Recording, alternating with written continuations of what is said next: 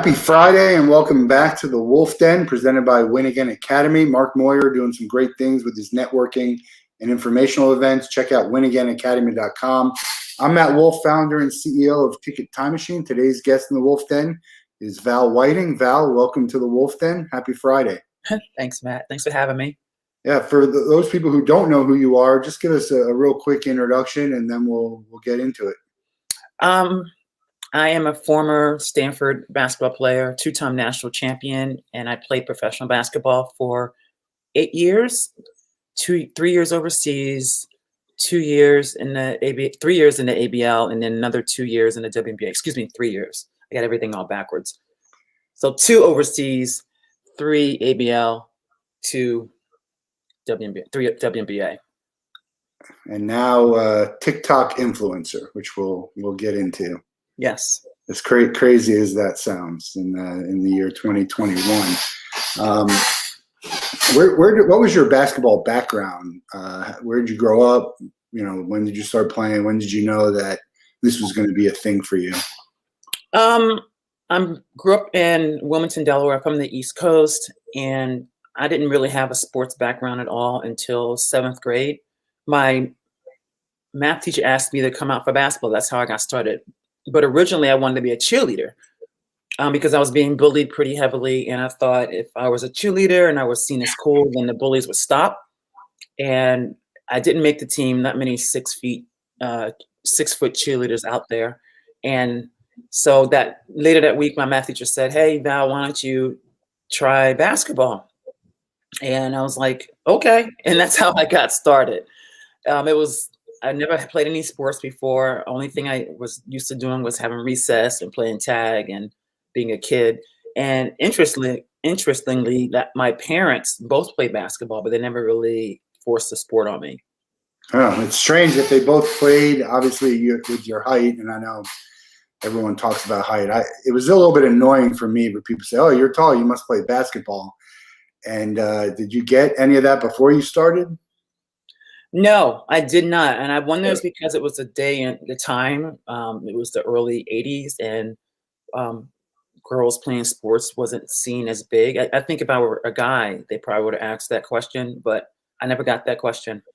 Yeah, it's and how good were you when you first started to play? Oh, I was really bad. I used to get confused at halftime and score for the wrong team. Like you change baskets at halftime, I still think we're at the other basket and I score for the other team. I'd have wide open layups and shoot over the backboard. So I was pretty bad. But my dad, who actually played college basketball, took an interest and would wake me up on the weekends at 6 a.m. and we'd go out to the basketball court and work on my game. And we'd run through tires. He'd have me running sprints. He'd actually have me playing pickup basketball with men. So that got me tougher. And honestly, I didn't even like the game until 10th grade when I got my first college letter in the mail. And I said, "Oh, someone else thinks I'm good and I can play basketball in college." And that's when my game started taking off.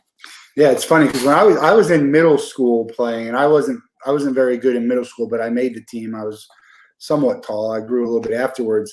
But they brought over this guy who was tall, could jump to the moon. He was a track athlete. And he was terrible. I mean, basically what you were saying. And I'm thinking to myself, how in the world is this guy on the court? Now you understand why they wanted him to play because his athletic ability was, it was incredible. But he wasn't good. He didn't get any better at the time. So, it's great to see that your skills evolved and to say, rather than just throwing someone who's out there who's tall and say, okay, let's play basketball and I don't think that's a bad idea. Right? In basketball, you got a guy who's tall. You figure we can teach him to play well, whether it's rebounding, defense, something like that. But there's plenty of people who are they're tall and they're not good, and that's okay. Developing like that was good. When did you think your biggest leap was in talent? My biggest leap? Yeah. I think between my 9th and 10th grade, this summer, that's when I went to back then you can go to basketball camps and college coaches could come see you play. And I went to a camp and I had pretty good success there. And I was playing really well. and that's when I got my first letter from Princeton University, and that's, I don't know, it just kind of sparked me to really work hard. So I think I really grew as a player between my ninth and 10th year, because my ninth grade I was really mostly on JV, and then my 10th grade year I went from I was first team All State from Oh, 10th wow. and 11th and 12th. So that was a big leap for me. That's a huge leap. Well, I played some camps too. Which ones did you go to? Well, this was an all-girls camp. It was called Kathy Rush. I don't know if you're familiar with the story of Immaculata University. Oh yeah, yeah. You should watch the movie. It's called Mighty Max, but it's about their national championship and just the adversity of being a woman's sport and navigating the sport of basketball. And that was her camp, Kathy Rush. So I mean, she's in the Naismith Hall of Fame as well. I have to check it out. Yeah, I went to Philadelphia Sixers camp and then Pocono Invitational and Five Star Invitational. I grew up in New Jersey, so those were all the camp. I had to work to go to camp. So one weekend in the summer beforehand, we'd go up and we'd paint and clean, and then during the weeks I was there, we we had to serve meals and kind of helped out. But that's where I leaped in my basketball, and right before high school, and kind of took off from there. When did you know you wanted to go to college and play? I mean, you said you got a letter from Princeton, and once you start to get, was it right away? And how did you choose? Well, how did you choose Stanford, which is obviously has a rich background in basketball history? So I didn't even know you can play basketball in college until I got that letter. Okay. And I wasn't even, like, kids now are thinking about where they want to play in college in elementary school.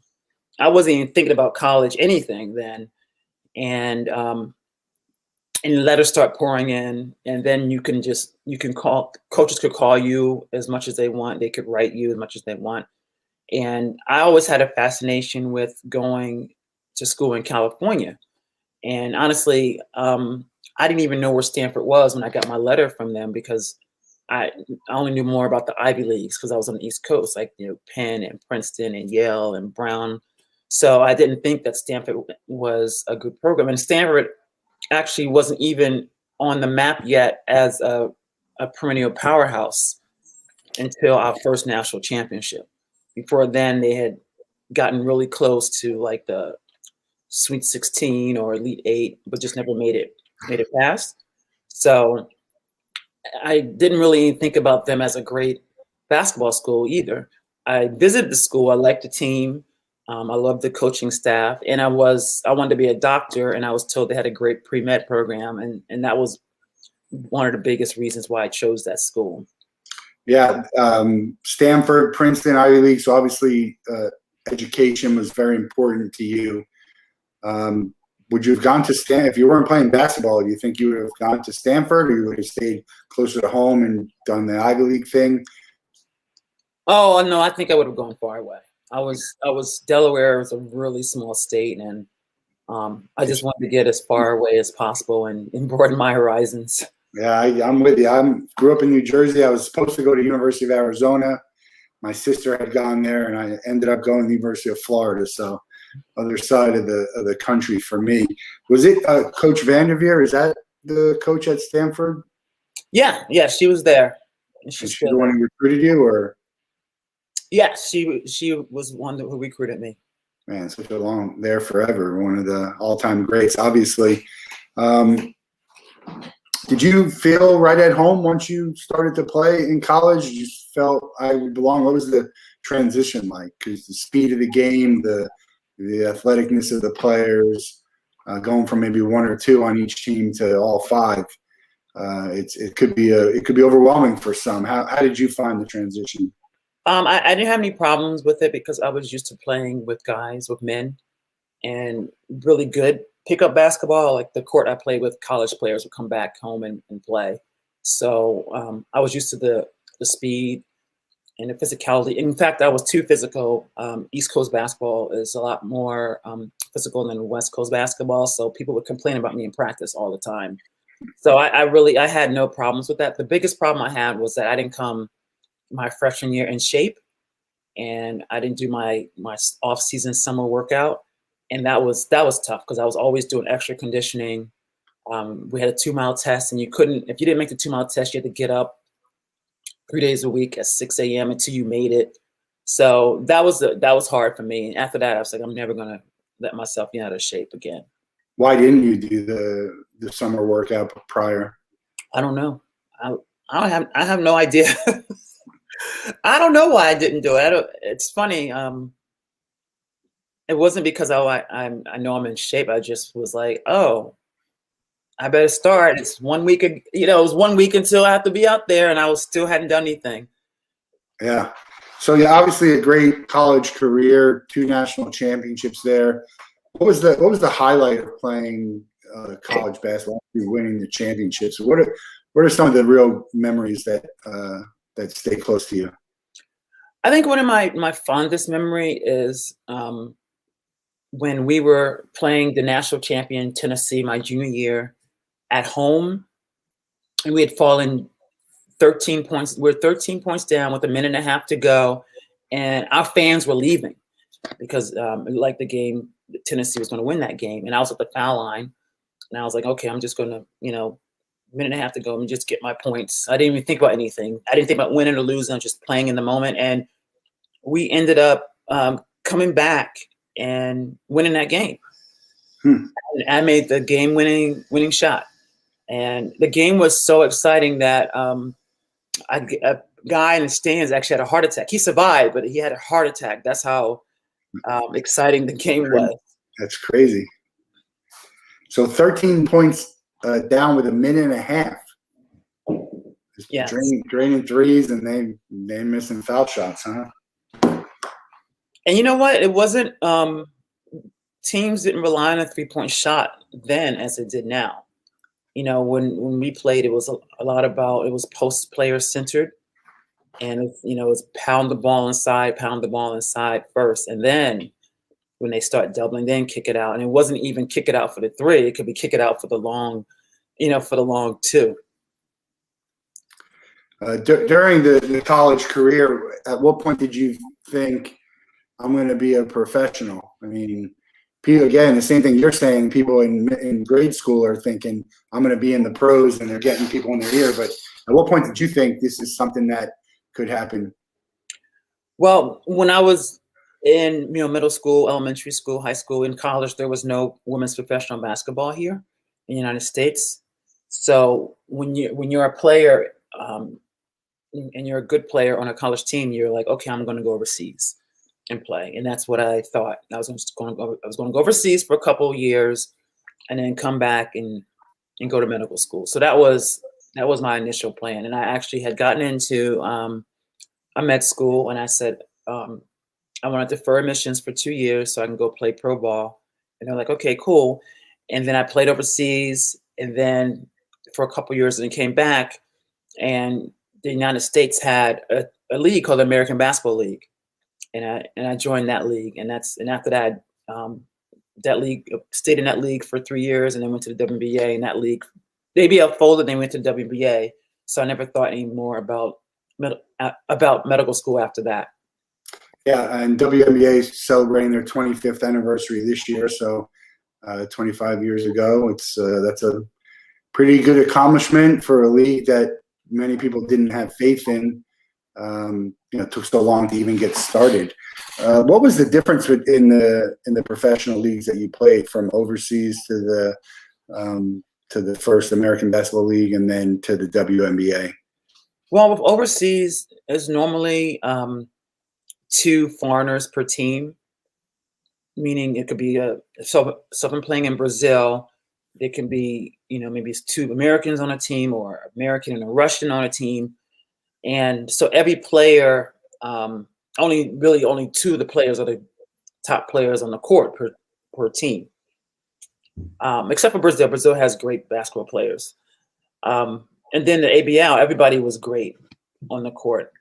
In the ABL, we played during the basketball season. We played 4 quarters. They paid us extremely well for a 6-month season, 6 figures. And they probably played us too much. And that's why the league ended up folding. And at one point, the ABL, we had better players than the WNBA. At one point, we were existent at the same time. ABL started in 1996, and the WNBA first season was summer 1997. The 1996 Olympic team, the ABL had 10 of the 12 players, and the WNBA had two of those players. So a lot of marketing was the WNBA would say, "We got next," and the ABL would say, "Well, we got players." Yeah. And it was a battle, and ESPN, to the point ESPN wouldn't put our highlights on, but they would play the WNBA highlights. They also started poaching players from our league. Like they were paying players to leave our league to go to their league, and then eventually the ABL didn't have a major TV contract anymore, and the league folded, and then all of us went to the WNBA, but it was just 90 players, but only 20 spots, really. And each team you couldn't have more than 3 ABL players on your team. The WNBA Players Association prevented that, because a lot of the ABL players would have taken jobs because the competition was just that good. If there was that many, what did they think about, just expanding it to include or merging instead of folding? No, there was no talk of merging or anything. It's weird. Seems a little weird. Who was the best player you played against or with in college, and then again in pros?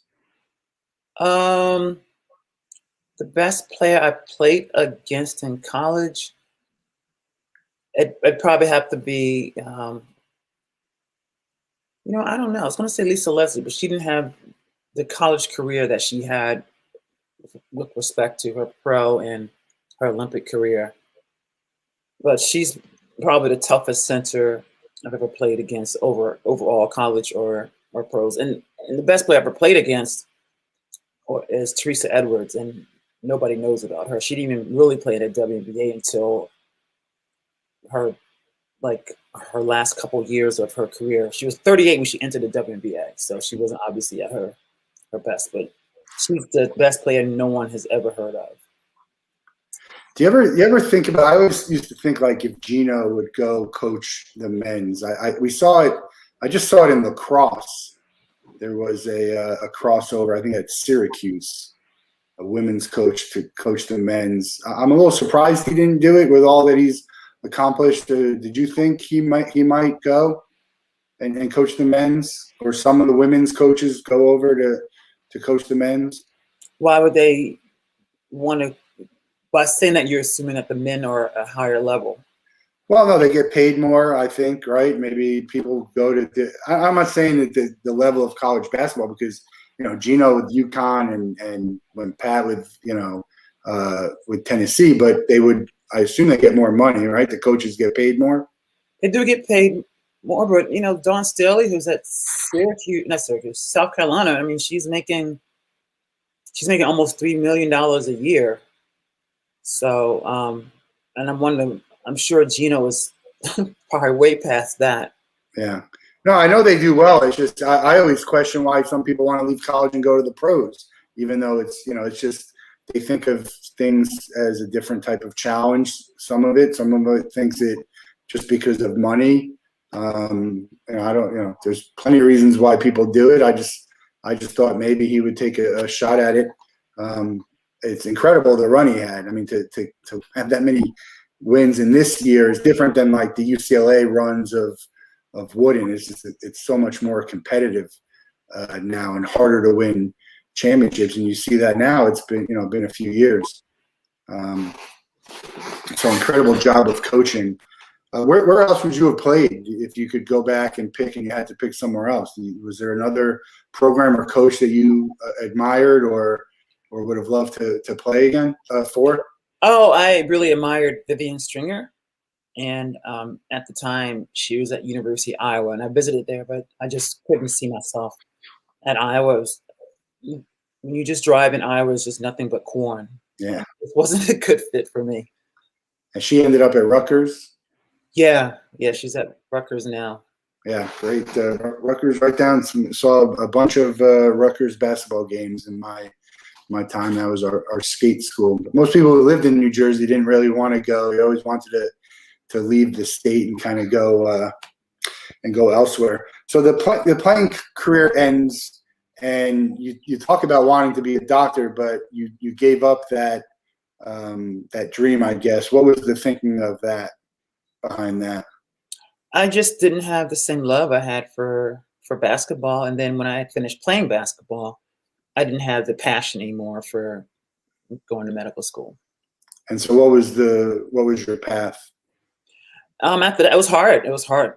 As you know, Mark does the transition between athletes into the real world, coaches athletes in that, and that was a hard transition for me. So I didn't really know my path. I did some tutoring and math and science tutoring for high school students. I had my own business where I ran basketball camps, did basketball training, and then from there I ended up opening up my own gym.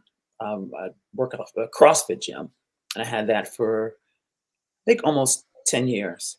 So that's what I did afterwards. I've never really held a real job until like maybe like 2013, And because I've always been an entrepreneur. what was the 2013 job? I was a manager of a scholarship fund. Okay. And how'd you decide to start the academy that you have now? It really started from the feedback I've gotten from my followers on TikTok. A lot of players, athletes struggle with confidence in their mindset, in their sport, fear of failure, fear of making mistakes, not knowing how to even prepare for a game mentally. And because of that, I decided to go get certified as a mental game coach, and then created a course that teaches female athletes how to have an elite mindset so they can play with more confidence and be fierce on the playing field. It's called the Fierce Athlete Academy. And how did you decide TikTok? How did you make that happen? How did you grow that? Because I was just on a conversation yesterday about how everyone has this mindset about TikTok and Facebook and all of that. Snapchat's all for younger people, but it's not really. It's all the same. You just have to apply yourself, and you can do the same things that they can do. It's just that kind of perception of it. So how did you find out about TikTok and really start to get involved to where it took off and where you are now? 110 followers. That's fairly impressive number. Thank you. First, my son used to always show me videos on TikTok, and I just thought they were funny. Yeah. And then I was like, you know what? I'm going to go on TikTok so I can talk to youth athletes. And so I started, I think maybe December 2019, and did a few videos. And I was like, okay. And my son stopped helping me. He's like, I don't know what I'm doing. So I stopped. And then the pandemic hit, and I went back on with the same kind of message. But then I saw that a lot of female athletes were being bullied on TikTok.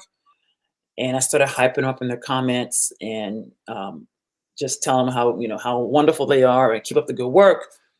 And from there, I decided to dedicate my whole account to female athletes. And I call myself the hype woman for the female athlete. And it grew. I think one reason it grew because I got this kid made a video about me mocking me. Yeah. And a lot of the people from his video came over to my video and actually started bullying me and harassing me. But I also got other people who were in support of me. So that drew attention to my account. And then also the fact that it's a lot of work. You have to come up with content. TikTok, when you're first starting out, it's volume. You have to post maybe 3 to 4 times a day, of videos, and know what's going on with trends and hashtags, and know your audience. And for me, it's a mixture of being funny as well as talking about issues that female athletes face, and then also educating about mindset. So it's all that rolled into one. And I mostly have female athletes, but I also have I have no idea how many parents, but mostly teen female athletes that follow me. So it's like 66% female and 34% male. That's pretty good mix to have, and you got to have support from all the people. We had Catherine Bertino, and I don't know if you met her at Mark's events, but she was real proud of the fact that when she was, being an activist for women's equality in the Tour de France, and they had all these donations for this documentary that she was doing, that there was about 30 or so 40% of men who were contributing to this thing that was supporting women, which is. And that's the only way women are going to get where they need to go, is to generate additional support from the men to make them understand that that's, it should be equal, right? Because I think most women feel that way, but unfortunately, you got to convince the men, or get rid of the men who have that antiquated mindset of, this is a man's world. We're talking about we're watching something on TV, and my wife's a magistrate, and we're talking about, look at all the judges in every case that we're watching are old white men, and it's just the same old. So you're going to need the support of the men. So it's great to hear that you have that. And it's funny about the bullying side of it, and let's talk a little bit about the bullying. But the fact that these guys chose to make fun of you only gave your platform. It made it bigger. It made your popularity bigger. It kind of helped you. So it's kind of ironic that when people do that in this day and age, a lot of times they're the ones who are going to look bad in there, which is much different these days than the bullying of old. Right before social media, it was a lot of physical bullying and like in person, right, mental stuff, which could be. Forget about the physical. Obviously, you can see the effects of a physical beating, but when you're young, being mentally put down and having a situation where you don't want to go to school or you don't want to hang out with anyone else, and it could be stuff that really carries with you for your whole life if you don't get a hold of it. Was there you talked about being bullied back when you were trying to be a cheerleader? Did that all stop kind of a little bit as you became a basketball player and went to college, or were there always people there trying to bring you down? There were always people there. Yeah. And I think a lot of the reason why I was so successful in high school is that I was so angry at the bullies that I wanted to prove them wrong, or get back at them. And it honestly affected me into adulthood. I don't think people realize how bullying it's emotional abuse, how it affects kids, and then you carry that stuff until you're an adult. And I was afraid to go on TikTok because I was like, I don't want to go on TikTok. I don't want to expose myself and get bullied. I ended up being bullied, but and it actually got pretty bad. I had to get the police involved. I had people threatening to come to my house, and they had my address, and they were calling me and texting me, and just crazy stuff. And it got really, really, really intense. So I can't imagine how someone who was like a teenager would deal with that. Cyberbullying. I didn't think anything. It's not that bad. I didn't think anything of it until I went through it. Because for a while I was like nonstop. They're always in my comments, or coming to my live streams, or go to my Instagram account, or go to my Wikipedia page and edit that. My account, TikTok account, got hacked. They hacked my account, and they were pretending to be me and making mean comments to my followers. And my followers like, "What? Why did you call me that?" I was like, "Call you what?" And then I look, someone had access to my account. So, and it's all because of I'm trying to uplift female athletes. Like, why? Who's on the other side of that? That's what I'd love. Who's on the other side of that? I talked about the other day, like there's certain things I'd love to sit down and talk, to have a conversation with the people who are on the other side of, trying to uplift female athletes. Do you think the race was a part of it? Was white people doing it? Mostly white boys, teen boys. I did have some racial comments as well. Just even make TikToks calling me monkey and ape and the N word. So yeah, it got really bad. And I actually, I've had kids that I had one kid email me and said, you know, I used to hate you. And I have no idea. I was like, he used to hate me, and now I don't. I appreciate what you're doing, and you help me. But it's like, why? Like, why would you hate? Like, I'm trying to figure out every day. I'm like, why? Yeah, it doesn't make a whole lot of sense, really. Yeah. I get, I don't get it. I don't understand it, but you see it. You're a tall woman, which is, there's not a ton of 6-foot women walking around, and I keep meaning to watch it, but there's either a movie or a program on Netflix called Tall Girl. Oh, I gotta watch that. I've heard about it. I just never got to it. Yeah, I haven't got to. And I hear it's very good too. So I have to watch it. But it's you see even tall guys when you're young and you're tall, and I don't like to use the word freakishly tall, but I mean that's I guess the way to describe it compared to the people that you're in. They're gonna people are gonna make fun of you. How tall are you? I'm 6'4", but I was it's tall. Funny. I didn't grow. I was tall, but I grew up in a predominantly white Jewish high school, and so there weren't really that many taller people. But when I started to play elsewhere, like being 6'4", I wasn't really that tall for basketball for men, and it didn't matter. Even if I was, I could jump higher than I could. So I like to think that I wasn't really a good basketball player because I was tall. I'd like to think it was the other skills. But yeah, you feel bad. I mean, look, I went to a roller coaster. I was at an amusement park, and I was too tall. I couldn't fit in this ride, and I kind of, you felt bad about it. Like no one's like laughing at you or anything like that. You kind of joke around about it, but that was as an adult. You can see how that stuff can kind of snowball as you're a kid, and people keep piling on and piling on. And then even as an adult, the stuff that you're getting it's not harmless banter. Like I get involved in harmless banter on Twitter, and it's like, who cares? But then you start getting personal, and there's a lot of people out there who you don't know what they're going to do. But right here in Publix down in Florida, someone went in and shot 2 people they didn't even know. Online stuff? No, we don't have any idea why. I'm just saying, you just have no idea what people are capable of doing. So I think you got to take threats seriously when you get them. And people, you can't just say, it's just the internet.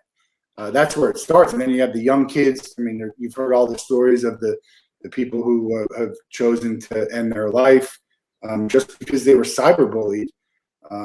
It's really a cause that needs to get more attention to. It's bad. I want to figure out how I can get more involved in that, because people our age, I don't know how old you are. I'm 49. How old are you? I just turned 45. So okay. So people our age, at least, and we were taught, well, punch them in the face, and don't let the bullies bother you, and sticks and stones. Like my mom, just go beat them up. My mom's always trying to fight somebody when she was a kid. She's 78, but she used to fight for her younger sister. But you can't do that anymore. You just can't. And it's just so much more complicated. And bullying online it's different because you have time to think about what you're going to say. It's not like we're face to face. We're going back and forth. Your mom is so fat. You're a bully online. You have time to think and meditate on what you want to say. The worst possible thing to say to hurt somebody. And this is young lady that I'm friends with on TikTok. She's a high school basketball player, and she lost her father to cancer. And this kid made a video about her, making fun of her, that her dad had died. And she had been trying to get it down. TikTok, the customer service is horrible on TikTok. Trying to get the video taken down. And it didn't get taken down until I had to approach them. The media was doing a story on me getting bullied, and I had to say, hey, this young lady, why is this video still up? Why are you saying this video does not go against community guidelines? So people just have time just to think about how to hurt you, and it makes, I don't know what they get out of it. And That's a great question. Like, what? Think about how creative some of these people are, and if they actually use these skills and creativity to do good, Right. it takes just as much. Like, what are they getting from it? Are their friends high fiving them? And be like, hey, I bullied this high school girl. Okay, I don't know. I don't. I do think it's a friend's high five because it's a funny story. I was doing a live stream and I had these kids come in and like say stupid stuff about the WNBA. People are always making videos of trash in the WNBA, and then I blocked them. And this other kid comes in and he's asking really good, respectful questions. I was like, oh, cool, this is a great question. And he was like, well, can you please block me because my friends told me to come in and say bad stuff. So he wanted to get blocked so he can get a high five from his friends. I wouldn't block him. He was like begging me to block him, but he was respectful. He was obviously just going along with his friends. But yeah, they're getting high fives, and it's weird because I know you're not gonna walk up to me and say that stuff. I just know you're not. And I got a 6'6" son. I got a 6'4" son. You're not saying that to my face. Yeah. You know what I'm saying? So it's too easy though. I mean, anyone, you literally can be, 4 feet 10, weigh 50 pounds, and you can be bullying, the Rock all day long, and it could be nonstop, and there's really no consequence for it. They arrested a kid in England though. In England, and the UK is the UK the same in England? I'm sorry if I sound stupid. Yeah. But a 12-year-old kid was racially bullying a pro soccer player. This was like last year, and he got arrested. But he'll get released. So think about this, and this is one thing that really kills me. Even if you're physically abusing someone and you get a restraining order, they're just not going to follow the restraining order. Next thing you know, how many times have we heard someone had a restraining order and they didn't follow it and they killed that person? Yeah. So I don't know. I mean, it's hard to say, like, how do you deter it? Because arresting them is not going to do it. Fining them, maybe, I don't know, throwing them in jail for, like, there's not enough consequence for bad behavior in my eyes. And I'm not thinking we should go to capital punishment and all of that stuff.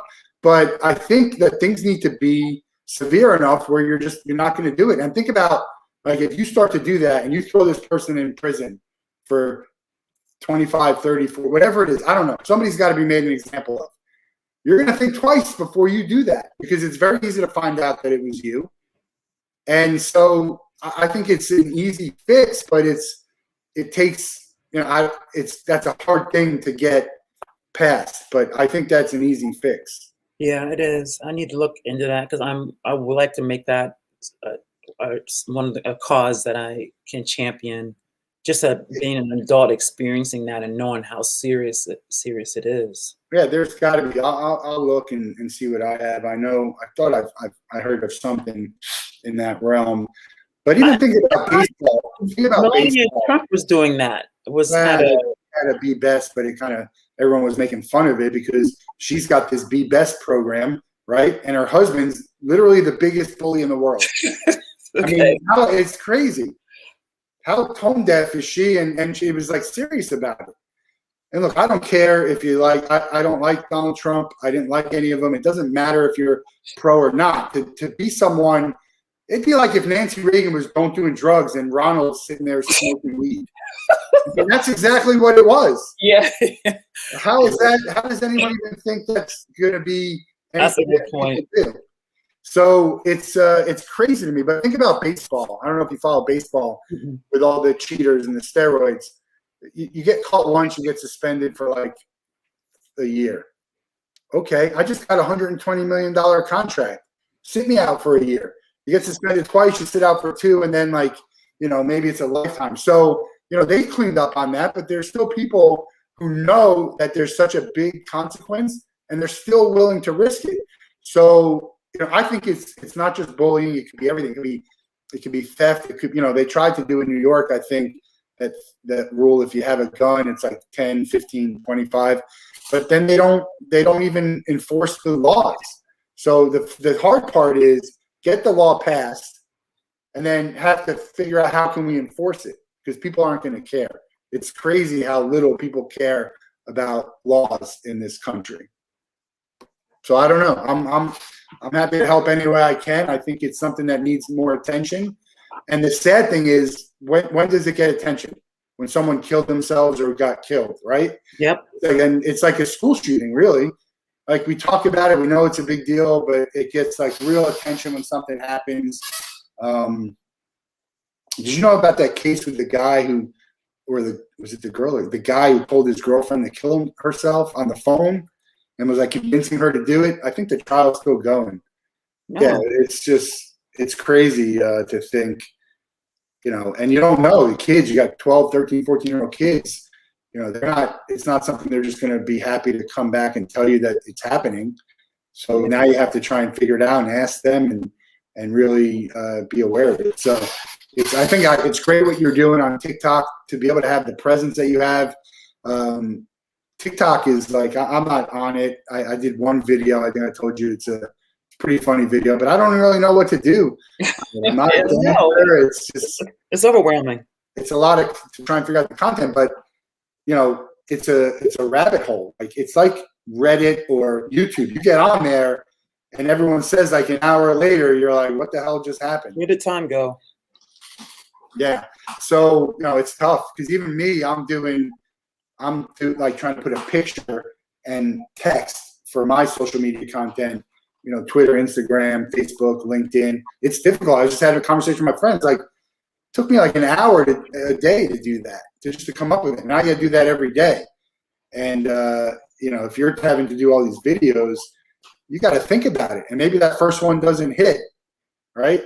And you got to do another one, or you didn't do it. It's like, it's funny because when I play basketball, I was shooting the other day, and I always like to challenge myself before I leave. Like, I have to hit like 3 3-pointers in a row, or one from here, here, and here. And you figure, like, it could take a long time to get that thing done. Like, you're trying to shoot a video, and from half quarter or full quarter, how many times you do. So it's a lot. How long do you spend on TikTok? Do you interact on TikTok? How much time would you say you do in a day? Too much. Yeah. Yeah, I definitely interact. I respond to comments.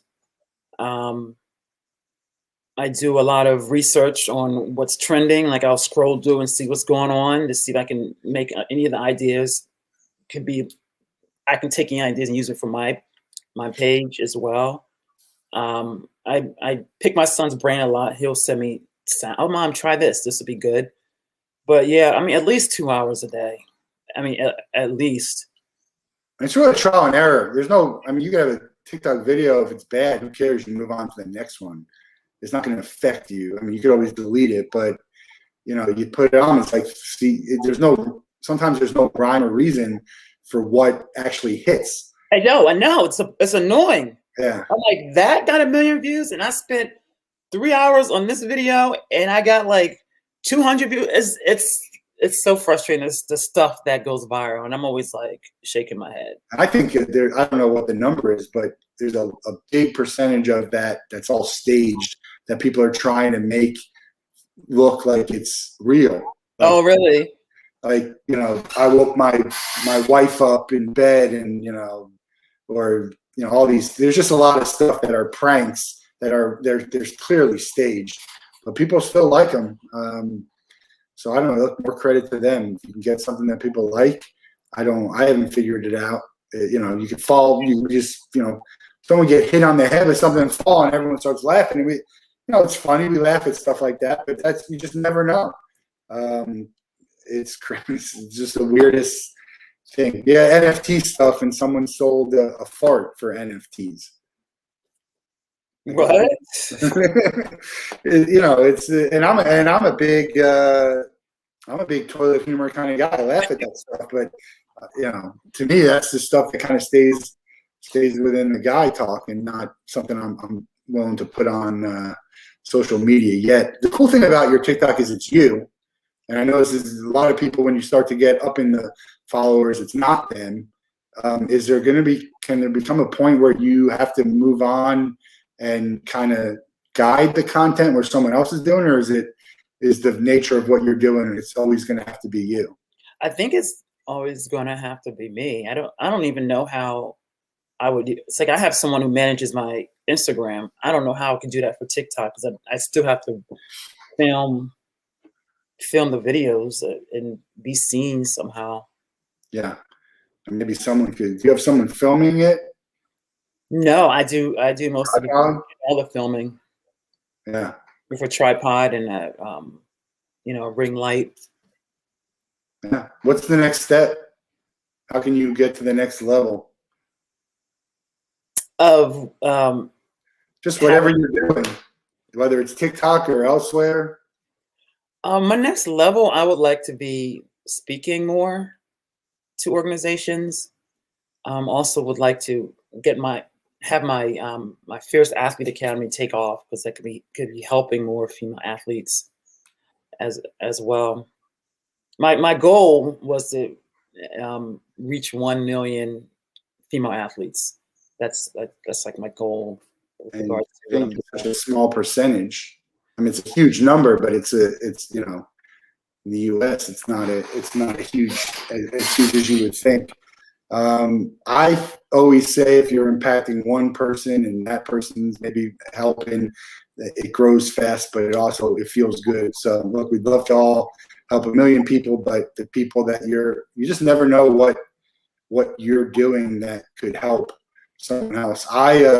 We had a guest on, and they were thinking about ending their lives, and then they heard the news of Robin Williams ending his life, and they said, "Man, it really was a wake-up call for them," and ended it. So it's crazy. You just these moments, and just one person can completely change someone's life. Who is the biggest influence? Speaking of that, who is the biggest influence in your life for what you're doing or what you've done and accomplished? I think my parents, both my parents, just what they've overcome, how they grew up, and growing up in the Jim Crow days. That it just being able to graduate college, and my dad has a MBA from Columbia, doing all that in that time period, and continue to push. Like for instance, my dad has epilepsy, and he's actually gotten fired from jobs for having seizures. This is like, wait, you can't do that now. Yeah. So the fact that he just never gave up and just always had the grit and perseverance, I mean, that's been inspiring for me. So basketball and brains in the family. Do your kids have an idea of what they want to do, and how do you navigate through that with guidance or suggestions or Well, assistance? my oldest son plays college soccer, Okay. and he wants to play professional soccer, um, and he's really driven around the sport. And I think it's really the reason why he's driven is because he started the sport late. He didn't never like kids by this time maybe burnt out. He started in 8th grade, so he's just a sponge and just can't get enough of the sport. And then my younger son, finally the fire just turned on, with regards to his drive in basketball. And this is a message to parents: like you can't be the one pushing your kid. You can't be the one pushing their buttons. They have to learn to push their own buttons. So I actually totally backed off. I didn't say anything about it. I don't say go out and shoot. And he woke up, and now he's the person saying, "Mom, can we go to gym?" Yeah. So he wants to play. Every kid wants to be in the NBA. He wants to play college basketball and then play professional basketball. But he's working hard. He's turned his life around because he was getting in trouble too, like big time trouble, like committing crime trouble. Uh, So we're blessed that it didn't get hurt, didn't get shot, and Lucky, very lucky. yeah, and he's on the right path. Just hanging around with the wrong people can Yeah, get you. exactly. Forget about you doing the actual stuff. So that's good to hear. Do you guys play one-on-one? Not anymore. He's way too quick, and even though he's like only 175 pounds, he's too strong. Yeah. That's what we say. Like we used to play, and the parent stops once they start getting beat. But it's fun. I used to love playing hoops with my dad. on the driveway. It was fun times, and it's good to see, your child get the skill and really make something of themselves. So I'm sure that's a proud parent for soccer and for basketball. Do you get to watch some of his games? I didn't get to watch soccer because they didn't have a season last year. Oh. But he gets extra year eligibility. And then basketball, no. Wait, he had 4 weeks of a high school basketball season. So I got to see, I think it was 2 games.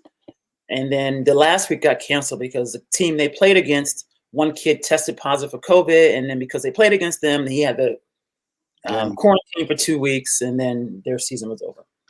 I think this year they'll start to get probably back to normal seasons, and the extra year is what's your thought on that? Because people get an extra year, but now there's people who are below you and, who thought, all right, this is going to be my year.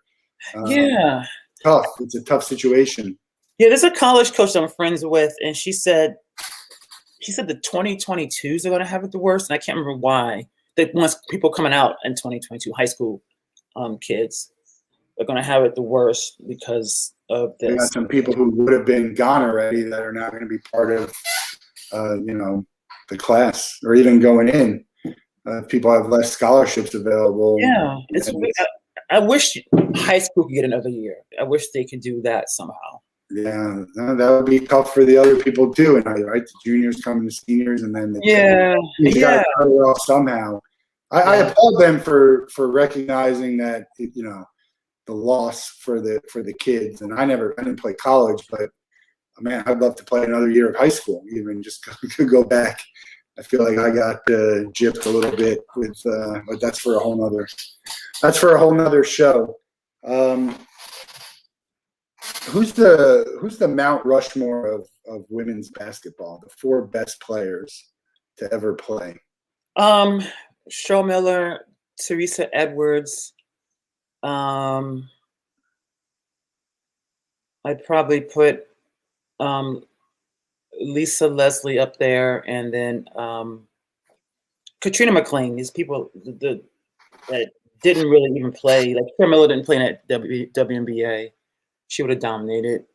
And Katrina McClain, she actually refused to play in the WNBA. I don't remember why. She would have dominated too. Yeah. Do you follow it now? Do you follow the game closely in college and pro? And I follow, for college, I follow, I record the Stanford games and I record UConn and South Carolina. And then tournament time, I watch all the games. And then WNBA, the games that are on TV, I try to watch as well. And I'm in Seattle, so the Storm games on locally, so I get to follow them. Champions, right? They won it all. Yes. And Ionescu, she's killing it out there, isn't she? Yeah, she's back. I'm happy that she's back from that injury. Yeah, good to see it.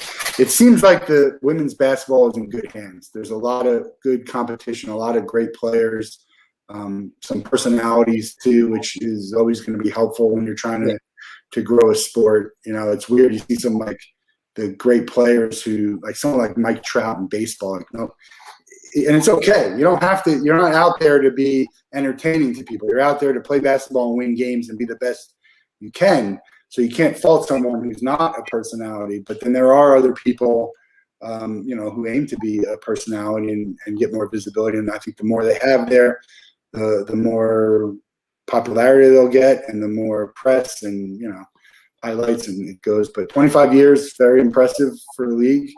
I don't know if anyone thought it was going to be that. It's just like any new league.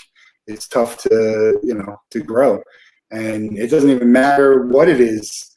It's just there's so many options out there for entertainment. So there's professional football teams who struggle to get the share of fans and people watching TV, and so it's good to see them do that. Do you have a bucket list for sporting events? Have you been to the Final Four as a spectator? I've been to the women's Final Four as a spectator. I think a couple times. but not recently. Not as a real adult. I think I was still playing professional basketball. I've never been to an NBA playoff game or a WNBA playoff game. Wait, no, I've been to a WNBA playoff game. I went when the Mystics were playing the Seattle Storm, but I've never been to an NFL game. Wow. Before. Seahawks are fun. You should go. Yeah. It's a lot of fun out there. And even baseball, we do a trip where we go to college football, pro baseball, and pro football all in the same city. We did Seattle, had a great time, all of that. The Mariners, the Seahawks, just a lot of fun, really, really good environment. I've been to College World Series and Final Four for men's. I would love to go to the Women's College World Series. I hear that's a pretty good experience. I'm more about experiences. I mean, the sports are great too, but the experience of it, obviously, it's much different being there. Some things you could go, like the Final Four and the College World Series, even if your team's not in there, which is almost better because you don't have a dog in the fight, and you can enjoy it a little bit more. Yeah. I go to these, I'm so nervous, and if the team loses, we went to Dallas the Final Four one time, and the Gators lost to UConn. That was, they were like 30-1 on the year and lost to UConn, which I thought we were going to win. It's just a miserable experience when your team Who was loses. on that team? Is that the team that had the Russian shooter? Our team? Yeah, Florida. Yeah, Scotty Wilbekin, Michael Frazier, Patrick Young. They had the UConn. They ended up being Kentucky. He's on the pros. He's on Charlotte now. John Blank. Maybe anyway, they had a guy who was unbelievable. Short little guard, killed us. And it was just really disappointing. But I went to see Bruce Springsteen in concert. Never seen him before. It's like a top 5 concert for me that Really? weekend. So they really do it up good. The NCAA and their events, and even other stuff, Super Bowls and all that. There's so much entertainment around in sports that I think you can enjoy, these events, even if your team's not in it. How about a bucket list and travel? You obviously traveled a little bit when you were playing. Is there a place that you've never been that you would love to travel to?